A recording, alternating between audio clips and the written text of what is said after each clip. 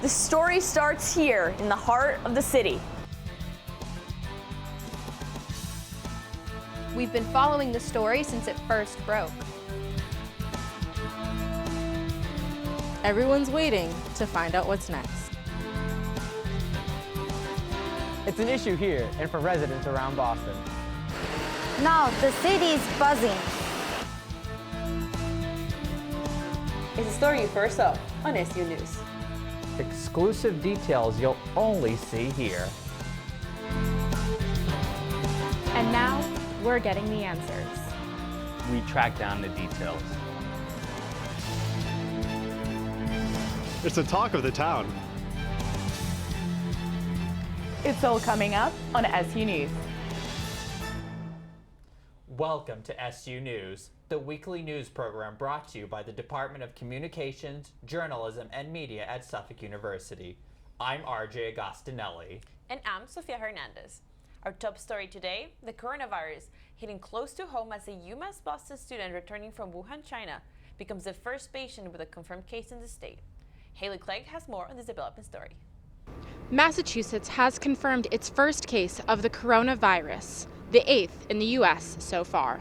I was at work and then I got an email and then all my friends told me about it, and yeah, I was scared. I was panicking. I didn't even want to go to school today. The patient is a UMass Boston student in his 20s who recently traveled to Wuhan, China. State health officials say he sought medical care shortly after returning to the U.S. They emailed us and they emailed our parents and told us about it. The Massachusetts Department of Public Health and the Boston Public Health Commission were notified by the CDC late Friday evening. The patient will remain in isolation until cleared by health officials. State leaders say the risk to the public remains low. Authorities are continuing to monitor the patient's close contacts for any sign of symptoms. I'm not too concerned about it, and I don't see anyone being concerned about it that much because it's being treated like a flu. U.S. Secretary of Health and Human Services Alex Azar declared a public health emergency on Friday over the coronavirus. I just brought a lot of hand sanitizers today and a mask. As of Wednesday afternoon, 493 people have died from the coronavirus globally, and another nearly 25,000 have been infected. Reporting from Boston, I'm Haley Clegg, SU News. Boston sports fans are devastated after news broke that Mookie Betts has been traded. Alex Acacia is live in the studio with a look at all of today's top stories. It's a sad day in Boston as the Red Sox officially announced that Mookie Betts has been traded to the Los Angeles Dodgers yesterday. The right fielder has been with the team since 2014 and has since grown a massive fan following on Tuesday. Red Sox agreed to a 3-team, 5-player deal with the Dodgers, and in return got outfielder Alex Verdugo from the LA team. Betts still has $27 million left on his contract, totaling to $400 million from the Boston team. Boston commuters should expect delays in the upcoming months as a 3-stage construction process is about to begin at South Station. Boston plans to build multiple communal towers. The towers will increase the station's capacity by 50%, blending office and residential spaces above the center over the next 60 months. According to the timeline, transportation will not be interrupted, but may cause a setback on daily commutes. It's their final meal for advocates protesting in the hunger strike initiated outside of the State House Monday morning. The organization Movimiento Cosecha was on the steps encouraging Massachusetts lawmakers to pass a bill allowing undocumented immigrants to obtain driver's licenses. Emilio Gonzalez Pinal, member of the organization, says the protest was influenced by members who had been detained and could have been avoided had they had their licenses. This comes 2 days before the deadline for joint legislative committees to report on bills. For SU News, I'm Alexandria Acacia. A number of Massachusetts state troopers find themselves on the other side of the law. Connected to the overtime scandal now, their jobs are on the line. Amy Kucera has the latest. In the wake of the overtime scandal that cost taxpayers hundreds of thousands of dollars, Massachusetts State Police are taking further action. An additional 22 state troopers are now facing termination, and the state police colonel wants them to pay restitution for their involvement with the now disbanded Troop E. An internal audit found that 46 current and former personnel stole overtime pay by creating fake citations, skipping shifts, and destroying records. Of those involved, 10 have faced criminal charges and 14 others have already retired. Colonel Christopher Mason announcing that police will require the trooper reimburse the taxpayers, dollar for dollar, any money paid for hours not worked, in addition to a substantive punitive penalty. It's good that the police are having to pay back what they spent. State police have taken further steps to prevent another scandal by implementing GPS tracking in each cruiser and shifting to electronic record keeping. Everything that we put our tax dollars toward should definitely be released to the public, and we should know exactly how those dollars are being allocated. Troopers may request a hearing before terminations are final. State police leaders say they hope taking additional precautions will help regain the public's trust. Reporting from Boston, I'm Amy Kazera, SU News. A lot of changes coming from the state police. RJ? You're definitely right, Sophia, and we'll keep you updated on the latest with that story. For now, stay tuned, and we'll be right back after this short break. Can I tell you a cat joke? Just kidding. Why did the girl ask the mushroom to dance? Because he was a fun guy. What do you call a pig that knows karate? Pork chop. So how does a tissue dance? Put a little boogie on it.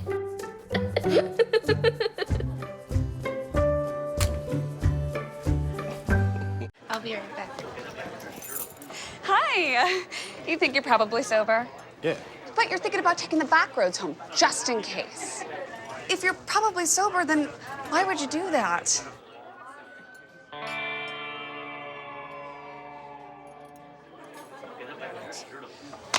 Good choice. Probably okay isn't okay. If you see a warning sign, stop and call a cab, a car, or a friend. That's a full glass of wine. I'll be chatting you later.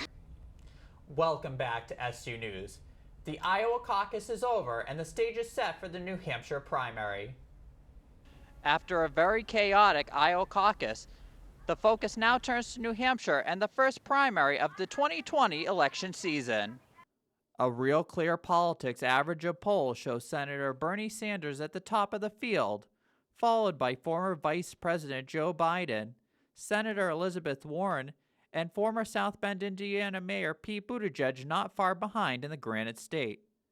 The latest Suffolk University tracking poll showing a similar trend, with Sanders leading Biden by 6 points.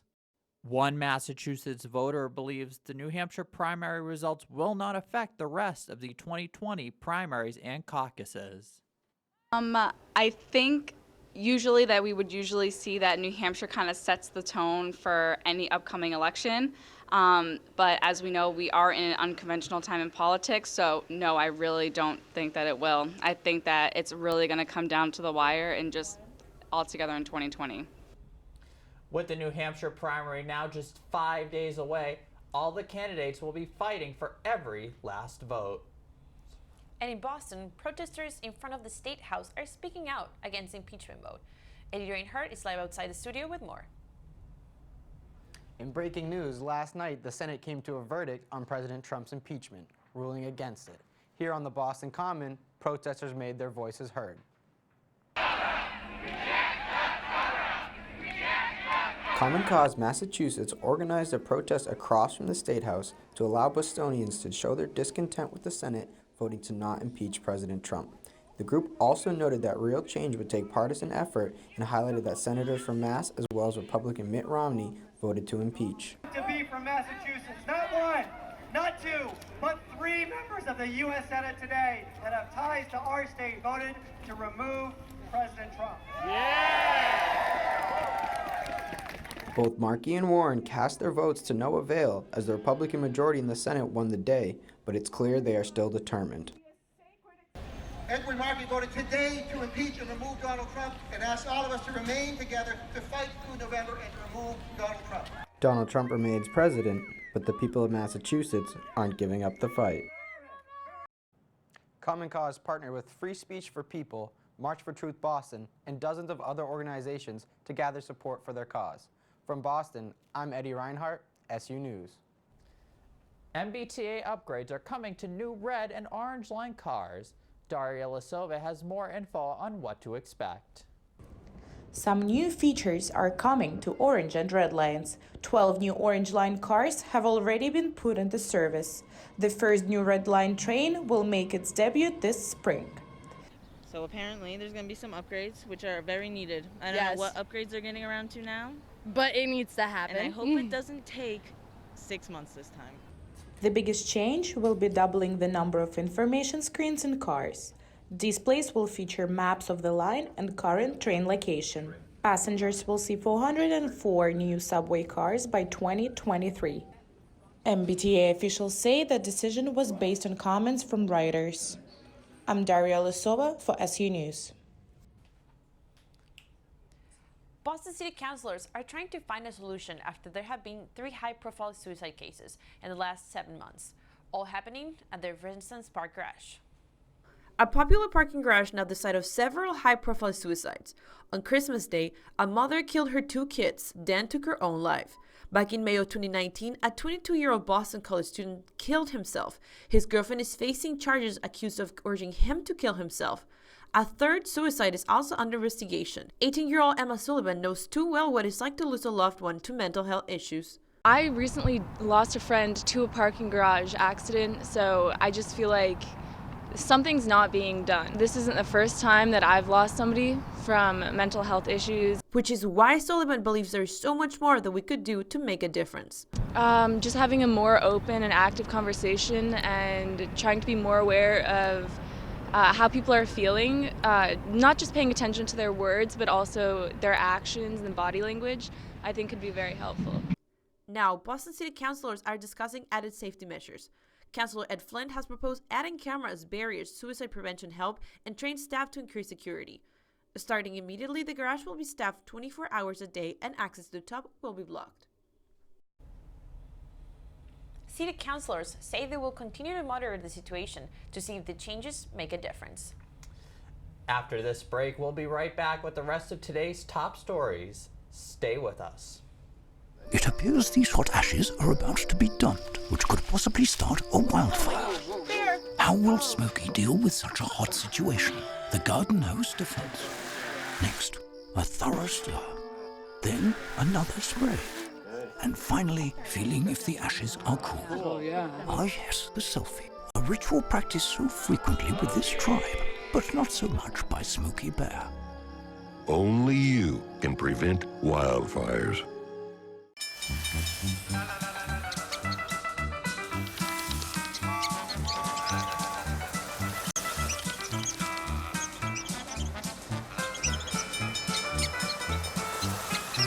Kids will spend 15 minutes watching online videos like this one.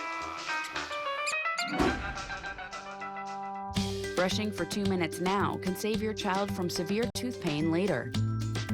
2 minutes, twice a day. They have the time. Welcome back to SU News. February is Black History Month, and local restaurants are celebrating it by challenging residents to grab dinner at Black-owned restaurants. Rohan Gal brings us the story. The Boston Black Restaurant Challenge is back for 3rd year. This event encourages Bostonians to dine at 4 Black-owned restaurants in the city in the month of February.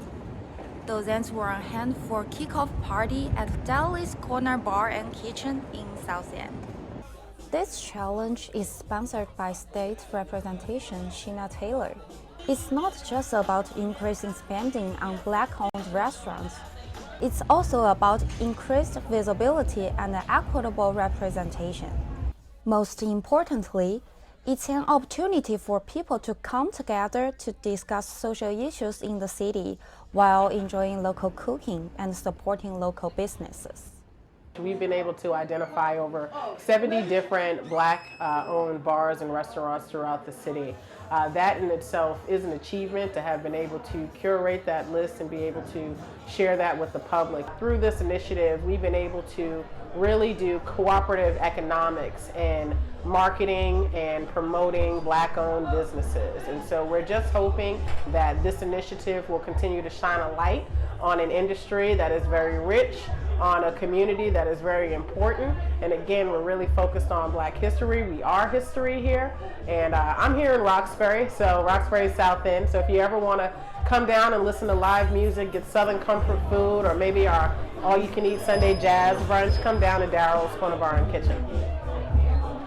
You can visit Boston Black Restaurant Challenge.weebly.com for a full list of the restaurants participating in this challenge.